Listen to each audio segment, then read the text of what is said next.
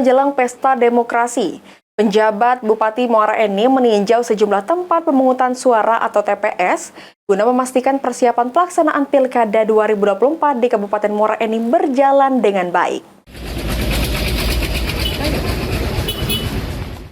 Guna memastikan pelaksanaan pemungutan suara Pilkada Gubernur dan Wakil Gubernur Sumatera Selatan serta Bupati dan Wakil Bupati Muara Enim pada tahun 2024 berjalan lancar dan aman. PJ Bupati Muara Enim bersama jajaran meninjau ke sejumlah TPS yang ada di beberapa kecamatan. PJ Bupati Muara Enim Hengki Putrawan menjelaskan peninjauan dilakukan untuk memastikan fasilitas dan kinerja petugas TPS dalam pelaksanaan pemungutan suara pemilu kada, termasuk jika di TPS tersebut ada masyarakat berkebutuhan khusus harus menjadi prioritas dan memberikan fasilitas bagi disabilitas. Dengan pelayanan petugas TPS yang baik akan menjadi daya tarik masyarakat untuk ikut berpartisipasi aktif dalam memberikan hak pilihnya. Selain itu, kita memastikan kalau logistik yang didistribusikan kemarin sampai di setiap TPS dengan lengkap.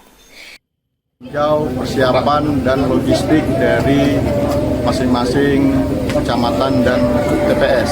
Jadi untuk pencoblosan di tanggal 27 sudah siap semua dan dapat kita memilih masyarakatnya, partisipasinya tinggi dan dapat memilih pemimpin Muara Enim yang akan lebih baik lagi. Dihimbau kepada masyarakat untuk berperan aktif dalam memberikan hak pilih mereka dalam menentukan pemimpin daerah yang berkualitas.